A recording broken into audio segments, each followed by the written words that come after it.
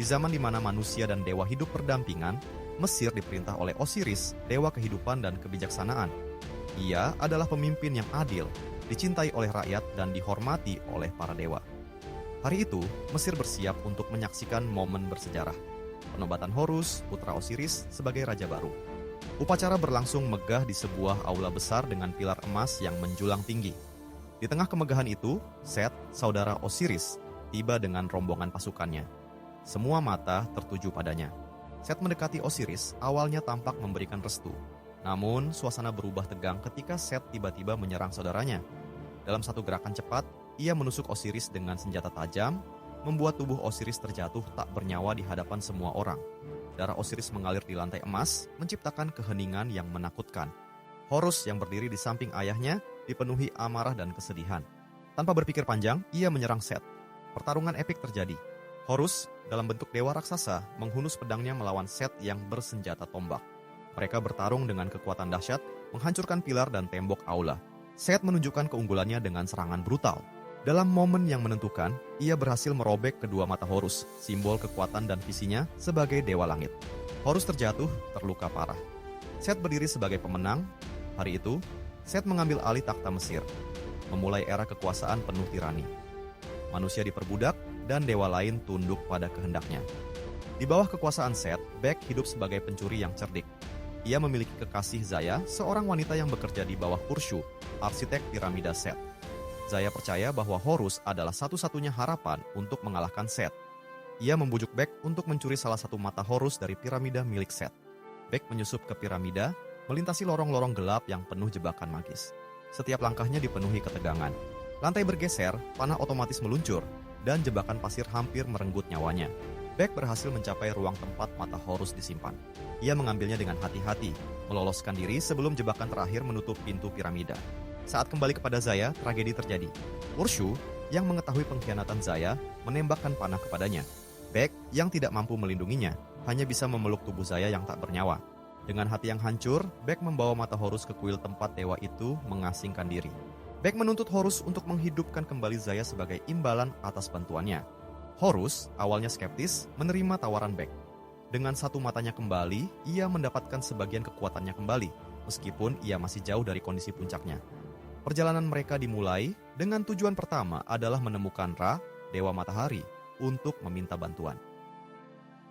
Horus dan Bek memulai perjalanan menuju pertemuan dengan Ra, dewa matahari dan ayah dari Osiris dan Set. Mereka tiba di perahu kosmik Ra, yang melintasi galaksi dalam lingkaran abadi untuk melawan kegelapan.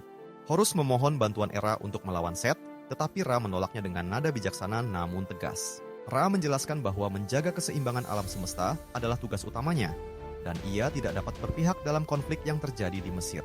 Namun, melihat tekad Horus, Ra memberikan setetes air suci dari mata air yang dapat digunakan untuk menghancurkan Set. Setelah itu Horus dan Bek melanjutkan perjalanan mereka. Mereka tiba di sebuah lembah yang dihiasi air terjun megah yang jatuh dari ketinggian yang luar biasa.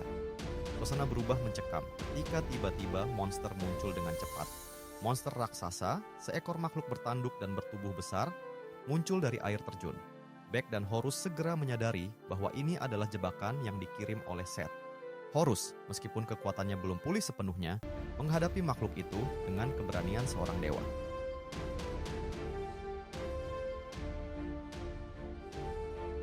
Setelah pertempuran, suasana menjadi sunyi.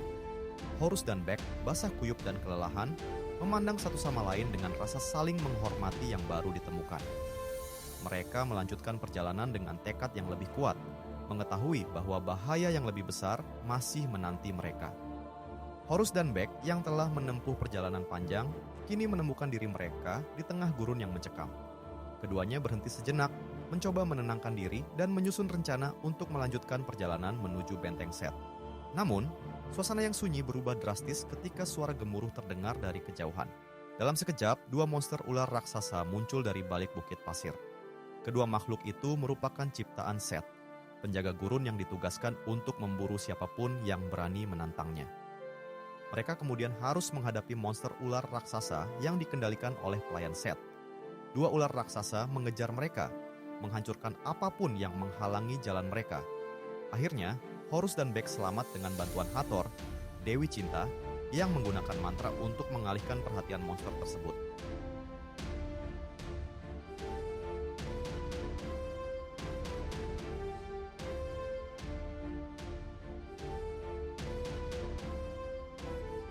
Benteng Set berdiri megah di tengah gurun, dikelilingi oleh pilar-pilar raksasa dan reruntuhan kuno yang memancarkan aura kekuasaan.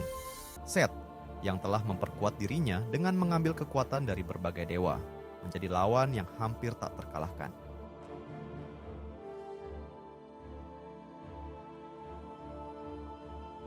Pertempuran berlangsung di puncak piramida raksasa.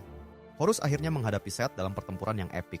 Meski pada awalnya Horus tampak kalah karena kekuatan luar biasa yang dimiliki Set, Horus berhasil mengalahkan Set dengan cara menghempaskannya dari menara yang tinggi, membebaskan Mesir dari tirani sang dewa kegelapan.